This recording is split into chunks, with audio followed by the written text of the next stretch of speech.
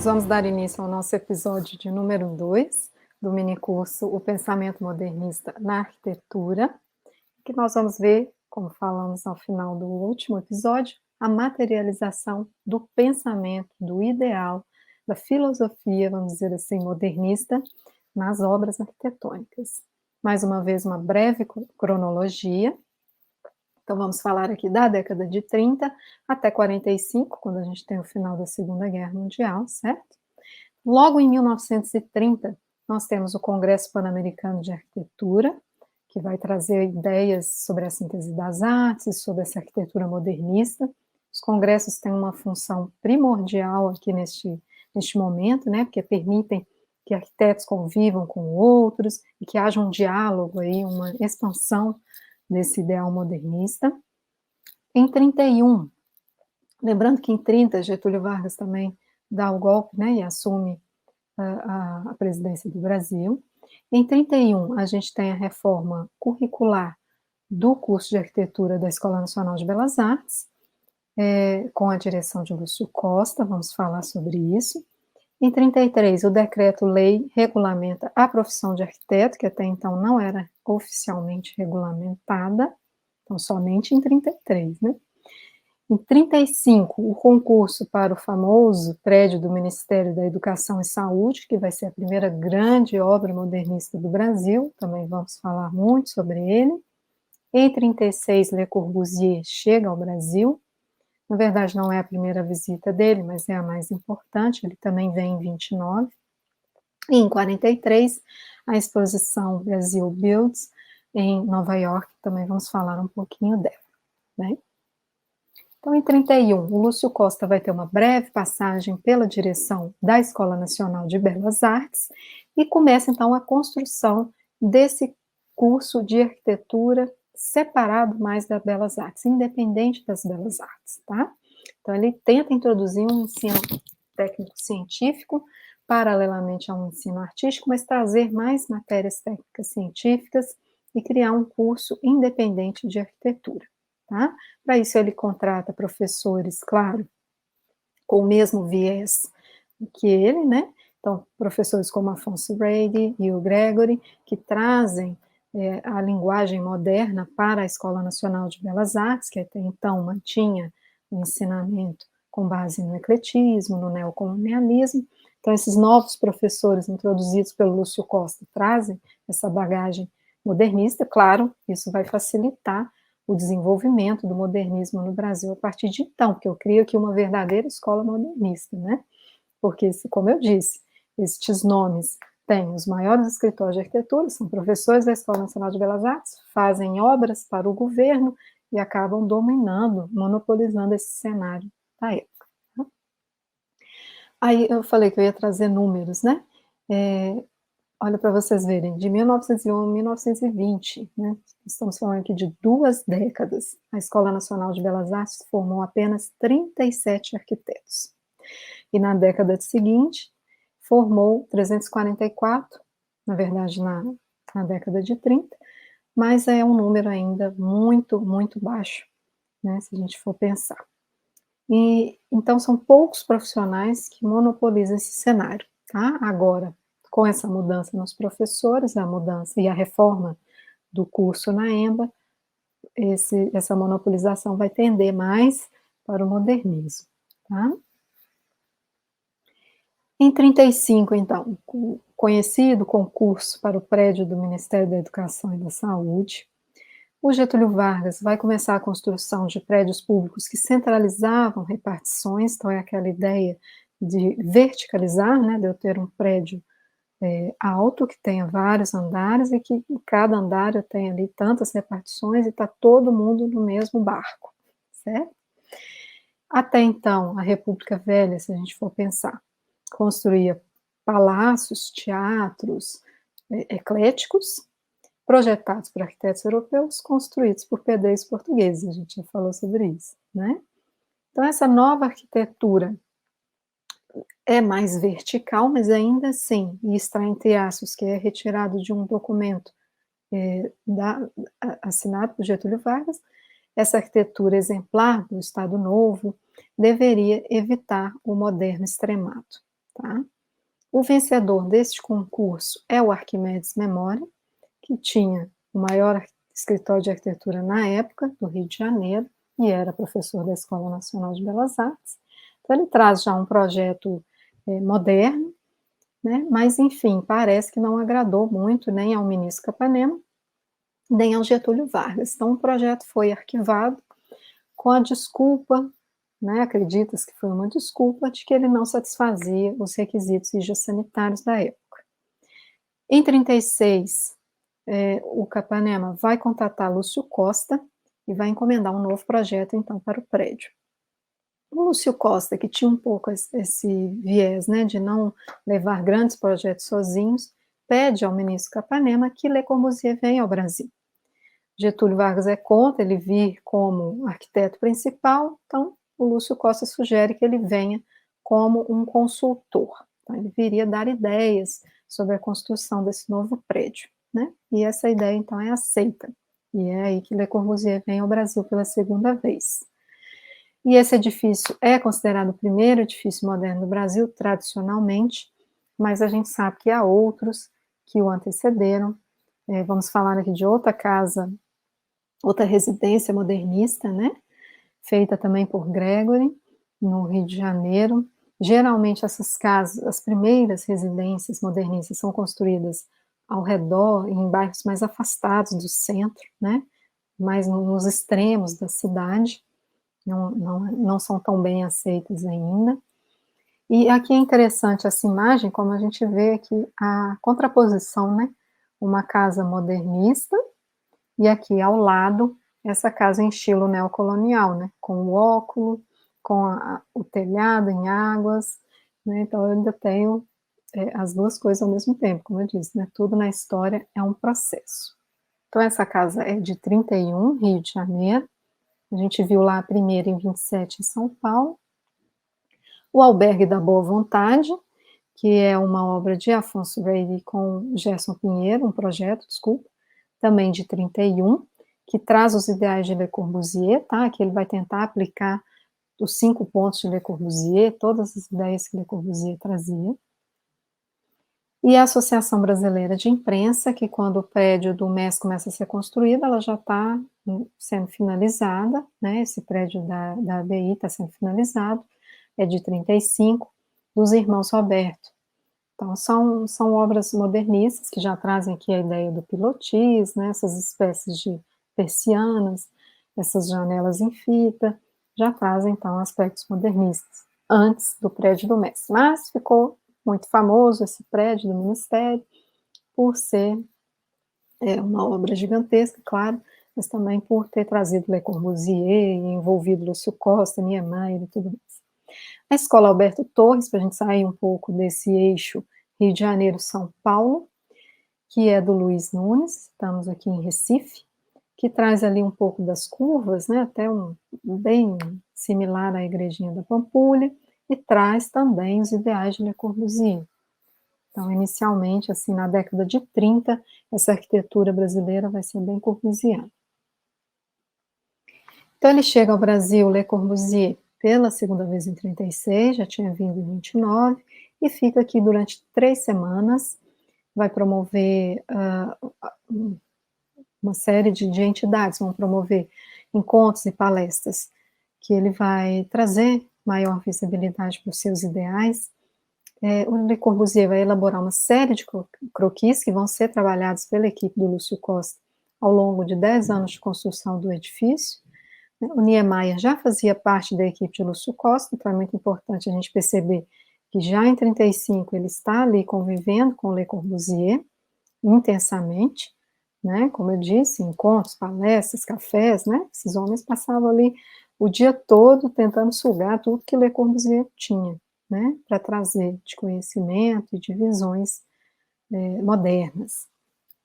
A Torre de Le Corbusier, que é uma ideia que ele também traz para o Brasil, que é verticalizar também, mais uma ideia funcionalista, funcional, né? Eu tenho uma economia de espaço, uma economia de materiais, enfim, uma série de coisas. No Brasil, esses edifícios verticalizados não vão ser tão construídos até a década de 40, exatamente pela falta do aço, do concreto, devido à Segunda Guerra, e mesmo antes da Segunda Guerra, o preço desse material era muito alto, então esses prédios não vão ser construídos em larga escala no Brasil até a década de 40, quando a gente tem a fundação da nossa siderúrgica nacional, de Volta Redonda, tá? E aí essa chamada Torre de Le Corbusier, que é exatamente o que vai haver ali no edifício do MES, que é um prédio altíssimo, que comporta um monte de repartições que antes estavam ali em vários paláciozinhos ecléticos. Essa torre, então, após 41, vai ser mais instituída no Brasil, né? Após a sua visita, Le Corbusier escreve Arquitetura e as Belas Artes, texto no qual ele defende a síntese das artes, que é esta união de arte e arquitetura.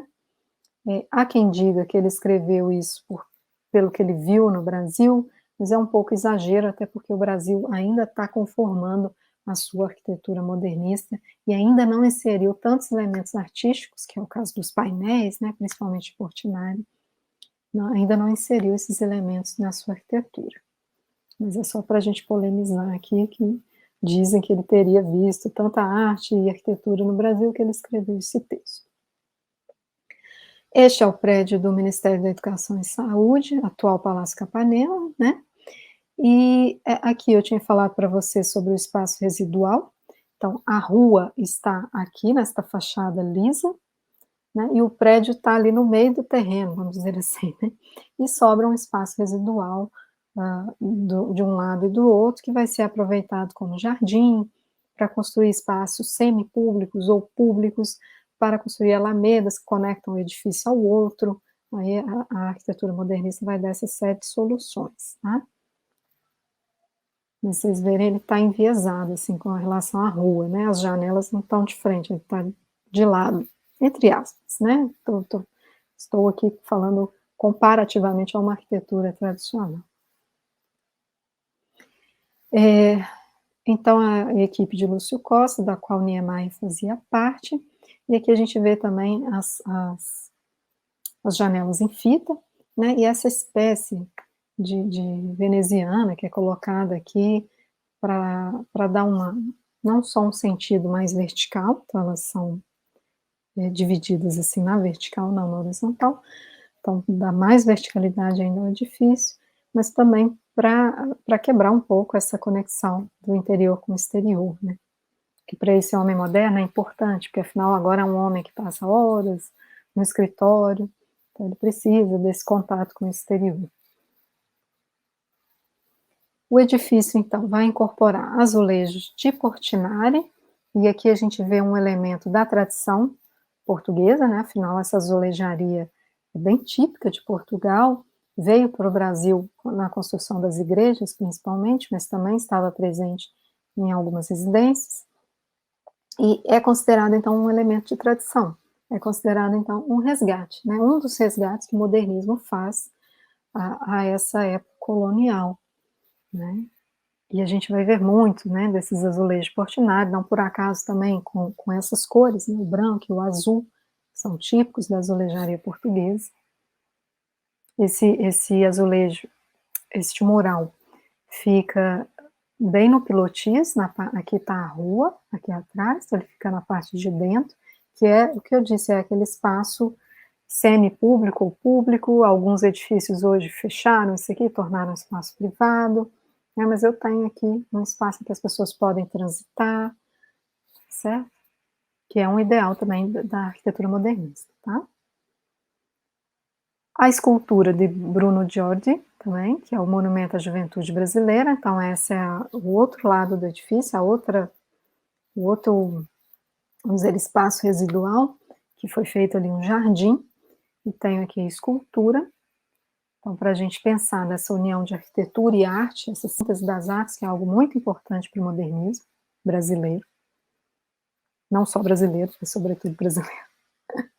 E também um jardim de Burle Marx, que é uma figura única, a gente vai ver que com a atuação do Burle Marx, essa união de jardins com a arquitetura vai ser fortíssima aqui no Brasil, as azulejaria de Portinari e os jardins de Burle Marx, tá?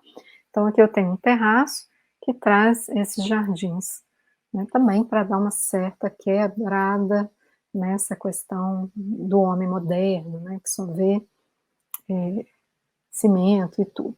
Vai trazer uma certa beleza ao edifício. Leveza, vamos dizer assim, mais do que beleza. Esses elementos murais, então, e esculturais trazem monumentalidade à arquitetura, mas a arquitetura vem em primeiro lugar. Então, no Brasil ocorre uma certa inversão da síntese das artes, porque a ideia da síntese das artes não era eu construo um prédio e depois chamo um Portinari e falo: "Ah, faz aí um mural", né. Aí depois chama o Buller Marx: "Olha, tem aqui um terraço, faz aí um jardim". Não, a ideia real da síntese das artes é que tudo isso aconteça ao mesmo tempo, que a arquitetura e esses elementos artísticos, né, escultura, murais, jardins, que o Burle Marx via o jardim como arte, a gente vai ver isso mais para frente, todos esses elementos aconteçam ao mesmo tempo, e não fiquem assim desconectados, na verdade nem são desconectados, né, primeiro a arquitetura e depois vocês se encaixem aí. Então no Brasil isso fica um pouco invertido, algo que vai ser um pouco criticado também, a gente vai ver mais para frente, tá? Opa, desculpa, vamos passar. Já em São Paulo, então falamos ali do Palácio Capanema, que está no Rio de Janeiro, e São Paulo como será então essa década de 30 até 45.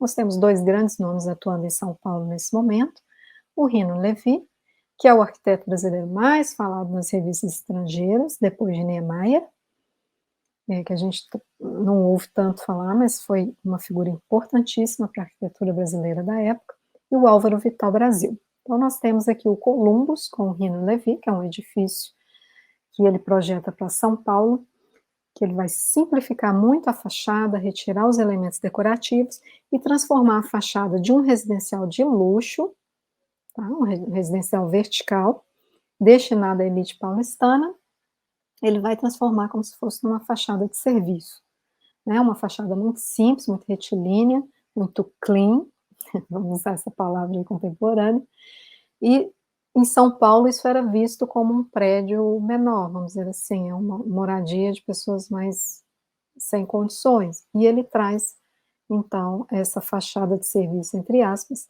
para um prédio de luxo, né, essa fachada limpa, tá. Então esse é o primeiro grande edifício, vertical, modernista de São Paulo, construído em 32, tá. Também é anterior ao prédio do Ministério da Educação e Saúde, no Rio de Janeiro.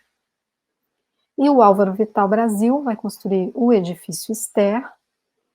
Aqui eu só coloquei fluidez, transparência, pérgolas, grandes vãos abertos, estão aqui à direita, placas de vidro, eletrodoméstico, para vocês lembrarem esses requisitos do estilo internacional, que essas edificações que eu mostro aqui também vão trazer, tá? Então vamos aqui voltar. O Álvaro Vital Brasil constrói, então, projeta o edifício Ster, encomendado por Paulo Nogueira, que era dono da usina Ster, e que vai se tornar, então, um marco da modernidade. Então, esse edifício tinha que incluir, vocês vão ver que ele tem pavimentos diferentes um do outro, apartamentos, consultórios, lojas, escritórios, e lá em cima o escritório da usina Ster, mais uma logo grande, que lembrasse a usina Ster, enfim, tinha que ser um grande marco mesmo da empresa, tá? Mas também tinha que se autossustentar. Então a ideia é que os aluguéis destes apartamentos, que são distintos, né, uns dos outros, então tem apartamentos de 2 quartos, duplex, enfim, vários tipos de apartamento. Então, o aluguel desses apartamentos, o aluguel das lojas, o aluguel dos escritórios, dos consultórios e tal, sustentaria todo o funcionamento desse edifício, tá? Então, é obra de Álvaro Vital Brasil, e vai se tornar um point, né, para a modernidade paulistana, na época. E o modernismo em São Paulo, como a gente pode ver ainda, que é o berço da Semana Moderna, ainda mescla em alguns aspectos, especialmente nas casas, nas estruturas residenciais, ecletismo, neocolonialismo, elementos europeus, estética modernista. Então, um exemplo que a gente pode ver aqui é a residência do Jacob Keble, que é do Gregory também, de 43, em que eu tenho uma entrada lateral, que é típica das construções coloniais, né? Eu tenho esses telhados em telha, em 2 águas, 3 águas, mas aqui no meio eu tenho uma big estrutura de concreto.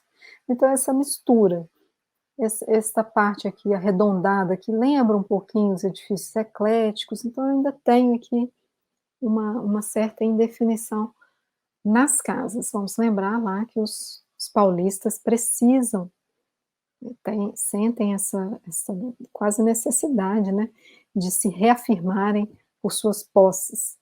Então, esse medo, talvez, de assumir a modernidade plenamente, né, nas suas casas, isso talvez ainda persista, por isso essa mescla tão grande.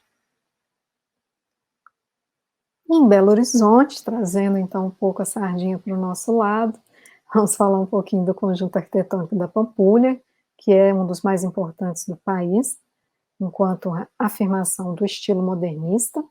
Então a gente tem 4 projetos construídos de 42 a 43, foi feito também, e nós temos o projeto do hotel que não foi construído, tá? Então essas obras são encomendas de Juscelino Kubitschek, que era então prefeito de Belo Horizonte, e ele chama Oscar Niemeyer para projetar esses edifícios, e o Oscar vai fazer parcerias aí com Portinari, com Burle Marx também, para complementar essas edificações. O Niemeyer tinha essa característica de só trabalhar assim, né? Ele fazia primeiro a arquitetura, como a gente falou, daquela síntese das artes um pouco invertida. Ele primeiro projetava a arquitetura, para depois trazer os artistas e complementar, vamos dizer assim, o projeto dele, tá? Então vamos ver aqui o Cassino, que é um dos primeiros a ficar pronto, o atual Museu de Arte da Pampulha, vai ter vida curta, né, porque logo, se eu não me engano, na década de 50 o jogo já vai ser proibido, e ele vira então Museu de Arte depois. Então, a gente vê o pilotis com o vão aberto, né, essa estrutura bem caixinha, né, bem retangular, mas o complemento, vamos dizer assim, com os jardins de Guimarães, tá? O Yacht Tennis Club, que também foi projetado por Oscar Niemeyer. A Igrejinha de São Francisco de Assis, que é de 43, que é a obra mais famosa dele, né?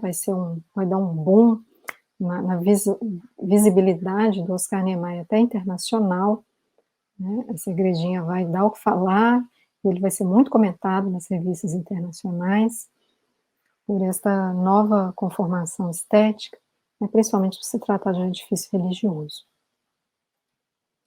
E a Casa do Baile, que também é obra de Oscar Niemeyer, junto a Burle Marx, e a gente vê aqui um pouquinho da estrutura, já trazendo então esse ideal curvo que o Oscar Niemeyer vai adotar daqui para frente, e um pouco dos jardins de Burle Marx. Em 43, a gente tem a exposição Brazil Builds. Infelizmente, não temos imagens liberadas para o público da exposição, então a gente trouxe aqui um artigo de jornal só para comentar um pouco, porque foi uma exposição muito importante. Ela aconteceu dentro do MoMA de Nova York e trouxe imagens da arquitetura anterior, que foi ali um pouco retratada como mais rudimentar, e da arquitetura atual, à época, que era a arquitetura modernista. Teve uma excelente repercussão, depois essa exposição vai ser trazida também ao Brasil, e é uma maneira de reafirmar, né, de expandir esse ideal modernista e de dizer, de legitimar, a palavra é essa, de legitimar esse ideal modernista, de dizer sim, estamos no caminho certo, esse é o caminho da modernidade, né, somos já pessoas, homens, que não podemos viver mais em casas do século passado. Então, essa exposição é muito importante, porque o brasileiro é um pouco dependente desta afirmação internacional, e ela acontece. tá? Vai ter uma boa repercussão tanto em Nova York quanto no Brasil. Na verdade, ela vai até a outras cidades dos Estados Unidos, essa exposição, e também vai ser sempre muito bem recebida, tá? Então, o que que nós vimos aqui? Que os ideais de Le Corbusier, a torre de Le Corbusier, o funcionalismo, né, aqueles pilares do estilo internacional, começam então a aparecer aqui no Brasil, principalmente nesses grandes prédios, né, nesses grandes edifícios, mas na arquitetura residencial ainda não muito, ainda temos ali uma mescla de sentimentos, vamos dizer assim. Talvez esse receio de adotar plenamente o modernismo, talvez uma cautela maior, então a gente ainda não tem essa arquitetura modernista tão assumida nas residências, mas nos prédios públicos sim, nos grandes edifícios residenciais e comerciais também, o modernismo ganha fôlego, principalmente a partir de 41, com a criação da siderúrgica, e a gente vai ver agora, a partir de 45, durante as décadas de 50 e 60, as torres de Le Corbusier sendo levantadas aí a todo vapor pelo Brasil todo. E agora sim, o modernismo avança plenamente, com fôlego e com possibilidades materiais, né, financeiras. A gente tem também o fim da Segunda Guerra, nós temos um Brasil que avança com Juscelino, e por aí vai, Brasília, e vamos ver tudo isso no nosso próximo episódio. Aguardo vocês.